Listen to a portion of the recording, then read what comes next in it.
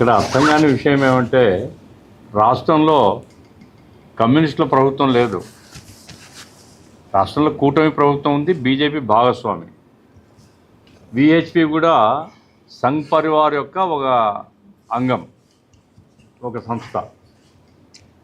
మరి రాష్ట్రంలో బీజేపీ ప్రభుత్వంలో భాగంగా ఉంటున్నప్పుడు ఈ రాష్ట్రంలో ఇప్పుడు హిందూ దేవాలయాలకు ఏదో ప్రమాదం వచ్చిందనేటువంటి ప్రచారం ఎందుకు చేస్తున్నారు అంటే దీని వెనుక కుతంత్రం ఉన్నది. రాబోయే కాలంలో అవసరమైతే బీజేపీని ముందుకు తీసుకొని వచ్చి ప్రభుత్వాన్ని ఏర్పాటు చేసుకునేటువంటి పద్ధతిలో ఇక్కడ కూడా షిండేలు దొరుకుతారు.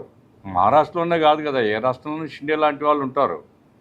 కాబట్టి ఒక కుతంత్రం జరుగుతుందేమో అనేటువంటిది మేము వ్యక్తం చేయదలుచుకున్నాం. కాబట్టి లేకుంటే ఇంత హడావుడి ఏమిటి?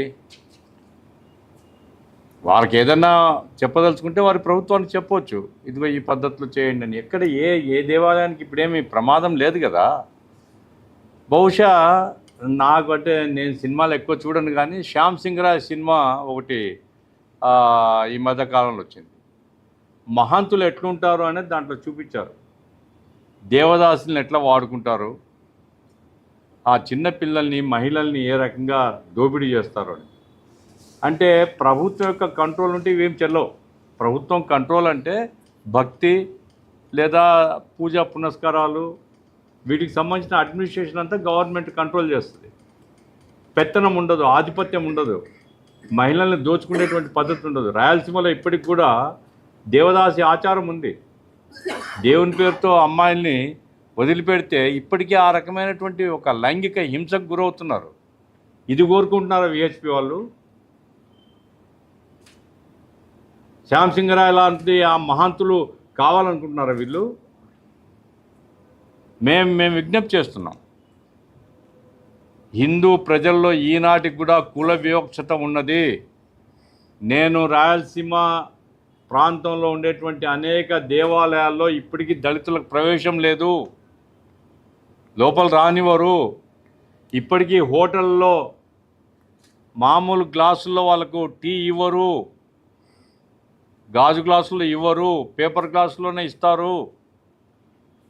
ఇప్పటికీ చాలా చోట్ల క్షౌరం చేయించుకునేటువంటి హక్కు కూడా దళితులకు లేదు. నిజంగా హిందూ ఐక్యత మీద నమ్మకం ఉంటే ఈ సామాజిక దురాచారాలకు వ్యతిరేకంగా విహెచ్పి గ్రామాల్లో పనిచేయమనండి. అయ్యా దళితులు కూడా హిందువులే, దళితుల్ని సగౌరవంగా మీరు ఆహ్వానించండి, దేవాలయాల ప్రవేశాలు చేయండి, అట్లాగే అన్ని విధాల వాళ్ళని సమానంగా చూడండి అని. అక్కడేమో అగ్రవర్ణ ఆధిపత్యం ఉండాలి, అగ్రవర్ణాలకు అనుకూలంగా విహెచ్పి పనిచేస్తుంది. కాబట్టి ఇదంతా బూటకం, కేవలం రాజకీయ కుతంత్రం జరుగుతుంది. ఇప్పటికీ ఈ రాష్ట్రంలో ప్రజల్లో ఏదో మంచి జరుగుతుందని ఆశించి బీజేపీకి ఆ మంత్రి పదవి ఒకటో రెండో ఉన్నాయంటే వాళ్ళకి బలం ఉంది కాదు. ప్రజలేమంటే పోయిన ప్రభుత్వం నుంచి విముక్తి జరిగితే కాస్త మంచి జరుగుతుందని ఆశించారు, చేశారు.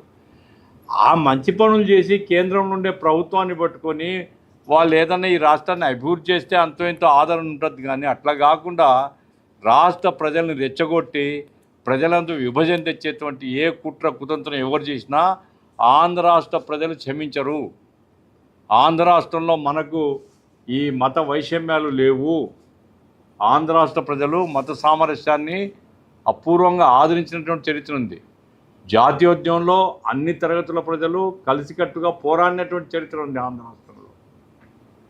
కాబట్టి విహెచ్పి చేసే ఈ దుర్మార్గాన్ని లేదా ఈ మత విద్వేషాన్ని పెంచుతున్న మత విద్వేషాన్ని, ప్రజల మధ్య విభజన తేవడాన్ని సిపిఎం పార్టీ వ్యతిరేకిస్తుంది. ప్రజానికానికి కూడా కోరుతున్నాం, ఇటువంటి శక్తుల్ని దయచేసి ఆదరించవద్దు అనేది మేము సిపిఎం పార్టీగా మనవి చేస్తాం. బాబు నన్ను అడుగుతారా?